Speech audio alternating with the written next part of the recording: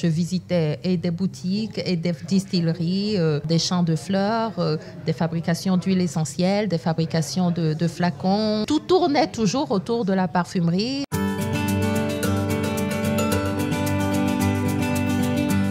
Je suis Jocelyne Duval. Je suis française d'origine africaine, notamment du Bénin. Je vis en France depuis un peu plus de 40 ans. J'aime beaucoup voyager.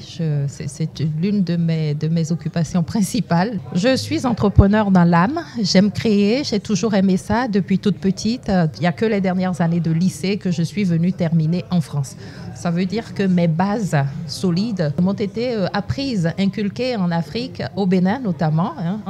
Mes parents étaient enseignants, donc ils ne concevaient que des métiers tout tracés pour leurs enfants. Médecins, avocats, ingénieurs. Ma mère a fait Normal Sup, elle a été majeure de sa promotion. Elle était la seule femme de sa promotion à Saint-Cloud. Mon papa est un grand sportif qui nous a poussés dans la détermination, dans le fait d'aller au bout de soi, d'aller au bout des choses. La cosmétique et la parfumerie, c'est quelque chose qui m'a plu depuis l'âge de 12 ans. Parce que mes parents étaient des esthètes. Depuis que je les ai connus enfants, jusqu'à leur mort, ils sont décédés tous les deux. Il n'y a pas eu un seul jour, même malade, il n'y a pas eu un seul jour où ils ne se sont pas parfumés. De la génération de laquelle je suis, mon père était déjà ce qu'on appelle un métrosexuel. C'est-à-dire qu'il se lavait, mais vraiment il faisait attention à son savon, il fallait que ça sente bien. Il mettait de la crème sur tout le corps parce qu'il avait la peau sèche. Et il se mettait la crème sur les mains pour ne pas avoir les mains sèches. Enfant, je ne comprenais pas, mais il avait ce cérémonial tous les jours. Donc, c'était vraiment quelqu'un qui était toujours impeccable sur lui. C'est une grande fierté d'avoir été élevé par un bel homme et d'avoir été élevé par cette image de père qui en plus était calme, rieur et qui poussait bien dans la vie. En revanche, il y avait une seule chose sur laquelle on ne s'entendait pas, c'était les études que je devais faire. Il voulait que je fasse des études, que je passe un doctorat, que je passe une thèse et que ensuite j'enseigne ou que j'aille faire de l'avocature ou de la magistrature si je devais faire des lettres. Et moi, je ne le concevais pas du tout. J'avais envie de faire du commerce. Donc, j'ai commencé par faire un BTS d'assistante de direction. Et quand j'ai commencé à travailler, je rédigeais des notes pour mon patron. Et quand je voyais le travail que je faisais, ce qu'il gagnait et ce que je gagnais, je me suis dit, mais je ne peux pas continuer à faire le travail de quelqu'un qui est payé et moi qui fais le travail. Donc, j'ai arrêté et je suis retournée à la fac. C'est là où j'ai fait du droit. Et après un master, après une maîtrise, ce qu'on appelle un master 1 aujourd'hui, j'ai arrêté. Et à ce moment-là, plutôt que d'aller travailler dans le droit, tout le monde a pensé que j'allais continuer, que j'allais passer le CAPA. Et plutôt que de faire ça, je me suis mise à rechercher des produits avec valeur ajoutée, avec forte valeur ajoutée. Et en cherchant, j'ai trouvé des produits cosmétiques à base d'ingrédients naturels. À ce moment-là, ce n'était pas du tout à la mode. Il y avait 2 sociétés qui le faisaient vraiment, mais qui étaient vraiment du très bas de gamme. Et moi, j'avais trouvé ces produits à base d'ingrédients naturels aux États-Unis. J'ai été négocier avec le directeur commercial. Ça a été un peu difficile. J'étais jeune. J'ai demandé à négocier l'exclusivité. Et ce monsieur m'a dit, cet Américain m'a dit, mais attendez, pourquoi voulez-vous que je vous donne l'exclusivité sur toute l'Europe alors que vous n'avez pas une grosse surface financière, que vous ne me promettez pas des chiffres? Alors, je lui ai posé la question suivante. Est-ce que vous aviez l'intention de venir en Europe? Il m'a dit non. Je dis bon, donc vous ne perdez rien. Il dit oui, mais vous n'aviez pas les bases, vous n'aviez pas fait d'école de commerce. Là, je venais d'entendre qu'il fallait faire une belle école de commerce et que ça pouvait servir. J'y étais déjà. Je lui ai dit que toutes les personnes qui réussissaient en entrepreneuriat et à développer des affaires ne faisaient pas forcément des écoles de commerce et qu'il y avait des autodidactes. Et j'ai acheté des produits. Je me souviens beaucoup de produits. Je devais en avoir pour 100 et quelques kilos. Donc, pour tester le marché, j'ai commencé à vendre de porte à porte. J'ai fait de la vente Tupperware sans savoir que c'était du Tupperware. Donc, je faisais des réunions de vente. Je contactais mes tantes, mes connaissances, mes amis, les femmes, les hommes et j'avais un argument de vente. Je disais, c'est simple. Vous achetez le produit, vous l'utilisez pendant 2 semaines. S'il ne vous convient pas, vous le rapportez, je vous le reprends ouvert et je vous rembourse. je n'ai pas eu un seul retour. Pas un seul retour. Mieux encore, comme les produits venaient des États-Unis, les gens revenaient tout de suite en racheter de peur d'en manquer. Et ça communiquait de bouche à oreille, ça marchait très bien. J'ai fait pareil en Afrique. Ma stratégie, la seule stratégie, c'était de tester le marché, de voir si ça marchait et de me développer ensuite. Le test est devenu le marché en réel. Ça a tellement bien marché que j'ai dû revoyager aux États-Unis, repasser commande, revenir avec des produits et attendre que ma marchandise arrive. Et je me suis vue à ce moment-là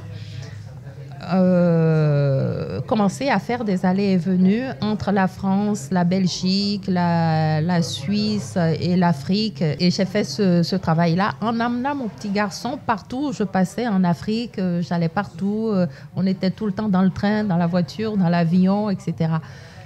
Est arrivé le moment où il doit aller à l'école et s'est posé à moi le problème d'être maman et d'être femme d'affaires. Ça a été un vrai problème. Ça, c'est l'une des premières déchirures que j'ai connues de ma vie, où je dormais pas la nuit, où la question était prépondérante et puis une nuit, j'en ai eu marre, j'en ai eu assez et je me suis dit, bon, allez hop, maman, on ne l'est qu'une fois, l'enfance, mon fils ne l'aura qu'une fois, mes enfants ne l'auront qu'une fois, alors que le commerce, je peux le faire à tout moment, j'ai ma tête, c'est moi qui fais, c'est moi qui décide, c'est moi qui construis, c'est moi qui conçois. Et j'ai décidé d'être maman. Donc, je suis allée travailler dans des cabinets d'avocats. J'ai eu la chance de tomber à un moment donné sur un patron qui m'a fait une totale confiance. Il avait un très beau carnet d'adresses. Il était bosseur. Il était tous les jours au cabinet, parfois à 5 heures du matin ou à 6 heures. Ça me plaisait beaucoup. Mais quand je suis arrivée, son cabinet était complètement en déconfiture. C'était pour moi un défi qu'il fallait réussir. Et je me suis trouvée en face de quelqu'un qui me faisait confiance et qui voulait que je lui remette son cabinet en route. J'ai réussi, j'ai été négocier les dettes auprès de tous les organismes et c'est comme ça qu'on a décollé. Voilà. Ensuite, je suis partie de ce cabinet, je suis allée dans un cabinet de droit des affaires, droit de société. Et puis ensuite, je suis allée dans la finance où j'ai fait du rapprochement de sociétés en FUSAC et en fusion-acquisition. Et ensuite... je suis allée dans un cabinet d'ingénierie financière qui faisait du financement structuré, des financements de projets très lourds, des projets très lourds et des projets, des financements structurés sur 15 ans à peu près, etc. Et dans ce cabinet, j'ai développé le service aux investisseurs particuliers parce que toutes ces opérations étaient adossées à de l'optimisation fiscale, donc à de la défiscalisation. Mon record était de 2 semaines pour des remboursements de plusieurs centaines de milliers d'euros, ce que les gens n'avaient eux-mêmes jamais eu. Ce que je sais faire, c'est la gestion compliquée, la gestion administrative complexe. On faisait les placements par des banques de gestion privées. Et à un moment donné, j'ai proposé qu'on fasse les placements des opérations nous-mêmes en interne. Et effectivement, dès la première année, je crois que j'étais à 300 000 euros net d'impôts, net de tout impôt, toute seule. J'avais pas embauché, rien. Et puis la deuxième année, 600 000 euros, ainsi de suite, et on a augmenté. C'était important de le dire parce que ce que je sais faire, c'est aller gagner de l'argent, en fait. Donc pendant tout ce temps, j'ai vécu avec la parfumerie. Par la lecture professionnelle, j'avais pris cette décision, comme je vous l'ai dit, depuis l'âge de 12 ans, qui ne m'a jamais quittée. Donc, j'ai testé les parfums. Je devais avoir je ne sais pas combien de parfums chez moi, en travaillant tout le temps. Après la crise de 2008, j'ai commencé sérieusement à y penser. Et puis, j'ai pris le temps, cette fois-ci, je n'ai pas tout quitté dans la finance, puisque j'avais fini par créer une société de placement de produits financiers et de conseils en investissement financier.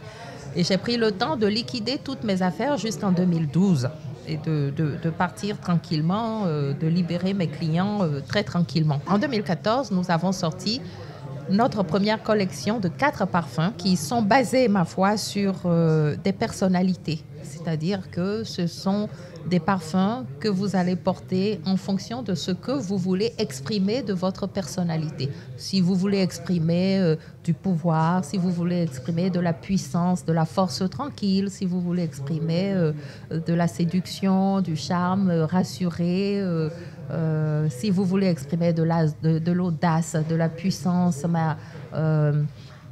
quelque chose d'iconique, quelque chose d'un peu révolutionnaire, d'un peu rebelle, et puis la liberté assurée, assumée par l'homme ou la femme. Ce que je recherchais, c'était des parfums qui puissent convenir à des personnes ouvertes sur le monde, ouvertes au voyage, ouvertes au partage de culture. C'est-à-dire que je suis africaine, mais je n'ai pas envie de devenir une franco-française à part entière, complètement dissimulée et qui n'exprime plus du tout son côté africain, son côté noir, dont je suis très fière, franchement. Donc, il me fallait trouver un parfum, franchement, qui réponde à ce truc-là. C'est pour des gens qui recherchent quelque chose d'unique, qui veulent pas sentir le même parfum que 80-90% des personnes dans la ville. Nous faisons de la haute parfumerie, par analogie à la haute couture, c'est-à-dire de la recherche, de la conception, du travail, du raffinement, et non pas quelque chose de marketé, de standardisé. On ne markete pas du tout. Franchement, le marketing, c'est tout le service, c'est toute la relation que nous allons construire avec notre clientèle. Et nous voulons que les clients adoptent la maison Aponi comme une amie, comme une référence, faisant une part d'eux. Essayez de vous parfumer tous les matins, vous verrez le bien que ça vous fait. Essayez de parfumer vos draps avant de vous coucher, vous verrez le bien que ça vous fait. Essayez de vous parfumer la salle de bain, ou de vous parfumer d'eau de Cologne en sortant de la salle de bain avant de vous habiller. Vous verrez que ça fait démarrer la journée de façon positive et joyeuse.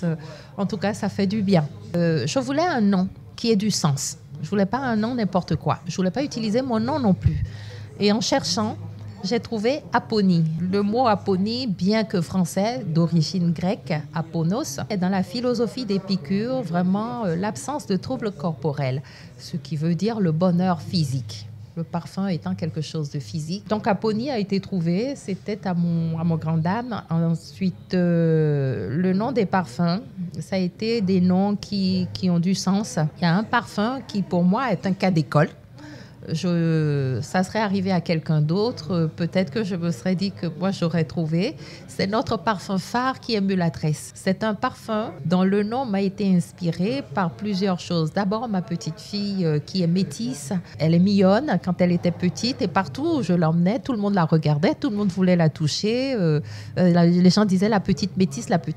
Et moi, étant fille de littéraire, je me suis dit, mais la mulâtresse, c'est quand même plus joli, c'est le mot métisse en français. Et j'ai commencé à regarder et à concevoir le parfum autour de mulâtresse. Et j'ai découvert que la mulâtresse, c'était la femme métisse. La femme métisse, c'était pas qu'un mot, c'est tout un concept, c'est une personnalité. La mulâtresse dont je me suis inspirée, ça a été Jeanne Duval, qui est la muse de Charles Baudelaire. En dehors de ma fille, ça a été Jeanne Duval, qui est la muse de Baudelaire. La troisième mulâtresse, je suis très fière d'avoir appelé mon parfum mulâtresse. C'est la mulâtresse Solitude de la Guadeloupe, qui est cette jeune femme métisse, fille d'esclave, qui était enceinte, qui s'est rebellée quand Napoléon a voulu rétablir l'esclavage dans les Antilles. Donc cette mulâtresse, sans penser qu'elle prendrait une grande place à Paris, puisqu'elle est la première femme noire à avoir sa statue à Paris, dans le jardin des Batignolles, dans le 17e. Pour moi, c'était un parfum qui était conçu. J'ai eu du mal à le concevoir d'ailleurs, parce que beaucoup de parfumeurs, je l'avais écrit, je l'avais travaillé, et beaucoup de parfumeurs ne voulaient pas le créer parce qu'ils me disaient, mais ça ne se fait pas de mélanger ça et ça, etc. Et je leur disais, mais je ne veux pas faire quelque chose qui se fait. Je veux quelque chose qui révolutionne. Je veux quelque chose qui réponde à rien, mais qui soit explosif, etc. Et j'ai fini par arriver à le faire. C'est un gourmand boisé, très très intéressant. Et au moment où je l'ai fait, il est tellement dur à porter parce qu'il a beaucoup de personnalité, du caractère, de la prestance, de la rémanence. Je le voulais comme ça, très puissant. C'est pas de l'opulence qu'on voit dans les autres parfums. Voilà, on peut. Les gens qui connaissent bien les parfums disent ça ressemble à rien. D'autres vont vous dire ça ressemble à opium, ça ressemble. Ça ressemble à opium dans son esprit révolutionnaire, peut-être. Ça ressemble à un Enguel dans son esprit révolutionnaire, c'est-à-dire radical, nouveau, érudit. Et j'ai pensé que ce serait le parfum phare de la maison pour faire parler de la maison. Et comme il était vraiment avec un très fort caractère, j'ai pensé que c'est pas celui qui se vendrait. Je l'ai conçu comme un parfum de femme, c'est un parfum mixte. Parce que autant d'hommes, sinon presque plus d'hommes le portent que de femmes. Et parmi nos parfums, il s'avère être celui qui se vend le plus. C'est beaucoup j'ai envie de dire, c'est beaucoup de grâce et de reconnaissance que j'ai pour les parfumeurs avec qui j'ai travaillé, pour les maisons de parfums, les maisons de matières premières avec qui j'ai travaillé, qui sont des personnes, qui sont des alliés, voilà, pas des collaborateurs. C'est une belle collaboration, mais qui sont des alliés, qui ont une écoute, avec qui j'échange énormément, qui comprennent mes exigences. Nous sommes sur des produits de qualité, des produits de luxe à juste prix. Je dirais à prix, il n'y a pas de prix accessible, mais je dirais à juste prix. Pour autant, ça plaît bien aux gens du Golfe. Nous fournissons une des maisons royales d'Arabie Saoudite. Nous parfumons des ministres africains, nous parfumons des chefs d'entreprise. Nous avons eu des personnes qui ont offert un certain parfum à Georges Clooney. Voilà, ce sont des références que nous n'utilisons pas pour la communication parce que nous ne sommes pas là pour étaler la vie de nos clients. Mais nous sommes là pour satisfaire aussi bien les clients qui sont connus que tout le monde est client. Tout le monde est très bon client pour nous. On a l'intention de bien développer le marché français, évidemment, puisque nous avons de très beaux produits, mais de développer aussi le marché africain, puisque je suis d'origine africaine. Je pense que je partage cette culture et cet héritage avec toute la population africaine. Et il serait dommage que je n'y aille pas. Nous sommes distribués en Chine assez peu. C'est vrai que je ne connais pas très très bien la culture chinoise. Je l'écoute. Je vous avoue que je ne m'y penche pas encore. Je suis en train de travailler sur une collection de parfums pour la Chine parce que c'est une demande qui m'a été faite. Mais le marché que nous visons aujourd'hui, c'est le Golfe, l'Afrique et la France et l'Europe. Nous avons d'autres parfums qui sont en conception. Nous en avons 2 autres qui vont sortir d'ici Noël. Donc, pour 2023, nous avons 2 nouveautés. Il faut qu'on travaille sans compter nos heures et qu'on travaille avec des objectifs, qu'on soit ambitieux et qu'on assume nos ambitions. Nous avons hérité de la culture judéo-chrétienne, cette fausse modestie de ne pas vouloir gagner de l'argent, de ne pas vouloir être premier. Vous savez, on est plein de contradictions. Il faut bien travailler, on vous pousse, il faut être bon, mais en même temps, il ne faut pas être premier, il ne faut pas se vanter d'être premier. Il y a un besoin. Ce besoin a été couvert par les importations occidentales jusqu'à aujourd'hui. Et ensuite, les Libanais prennent une partie du marché en Afrique. Africains et africaines, levons-nous, formons-nous, soyons ambitieux, allons au bout de nos envies, allons au bout de nos projets. C'est possible. Il y a beaucoup de choses à faire. Il y a de la place. Il y a de la place.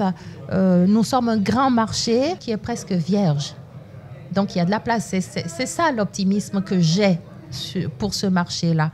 Vous savez, moi, je me dis que je veux être le parfumeur de l'Afrique. Pourquoi le parfumeur de l'Afrique? Je veux être une marque dans le monde. Je veux être une marque française. Je suis une marque française. Mais pour autant, je suis une marque franco-africaine. Pourquoi? Parce que je suis franco-africaine.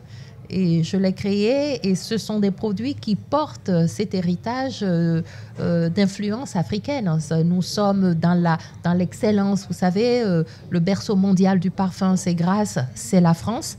J'irai toujours là où c'est le meilleur parce que j'aime l'excellence. Mais en même temps, Je pense que de mon Afrique, j'ai gardé des senteurs, j'ai gardé des habitudes, le coco, des choses assez originales qui sont l'huile de coco, l'huile de karité. Aujourd'hui, on en voit partout en France, partout en Occident, partout aux États-Unis et parfois même en Asie. C'est d'origine africaine. On a des projets. Moi, mon objectif, c'est d'être le parfumeur de l'Afrique, c'est d'être la première marque de parfum en Afrique. Et la deuxième chose, c'est de réussir le transfert de technologie. C'est de réussir à faire au début, fabriquer toujours mais concentré en France, aller faire mes parfums en Afrique, et puis les faire mettre en flacon, faire le conditionnement en Afrique. Je suis prête à payer la formation à des jeunes pour qu'ils viennent se former en France ou payer le déplacement à des spécialistes que je connais ici parce qu'on a beaucoup d'experts en France. Et les Africains sont des garçons, sont des personnes, je dis des garçons et des femmes intelligents qui, quand ils apprennent, sont capables de faire. On a beaucoup de modèles. On a beaucoup de marques qui ont été créées, qui ont été rachetées. Vraiment, on n'en parle pas. Je ne vais pas citer des marques parce que je ne suis pas là pour faire de la com pour elles, pardon. Mais on a des pharmaciens, des grands pharmaciens. Donc, à partir du moment où on sait faire ça, moi, si je l'ai fait, d'autres peuvent le faire aussi. No Limit Africa. Rien que le nom est porteur. Moi, le nom me fait voler. Le nom me donne envie, mais tout de suite de me lever et puis de faire, d'entreprendre, d'embrasser, d'aller chercher les jeunes. Moi, je ne veux pas faire de la politique. C'est travailler. No Limit Africa, ce que vous faites est génial. Vous envoyez un message fort. Vous contribuez au développement de l'Afrique. Vous contribuez au développement de la communauté africaine. Continuez. Innover comme vous faites. Vos idées sont excellentes, elles sont bonnes. Ça fait longtemps qu'on se connaît. Moi, j'aime bien qu'on avance et qu'on évolue. Vous savez, Paris ne s'est pas fait en un jour. On voit les Bill Gates, voilà. C'est vrai qu'il y a des startups qui aujourd'hui s'envolent et font vite. Vous évoluez bien, je trouve. Continuez. No Limit Africa, donnez la possibilité aux entrepreneurs, aux dirigeants, donnez-leur votre énergie, votre mentalité de No Limit Africa et que l'Afrique, sans limite, évolue et prenne toute son envergure et la place qu'elle mérite. Que les Africains excellent, montrent leur power, en fait, leur soft power. Voilà, parce qu'ils en ont. On en a beaucoup. Merci pour ce que vous faites.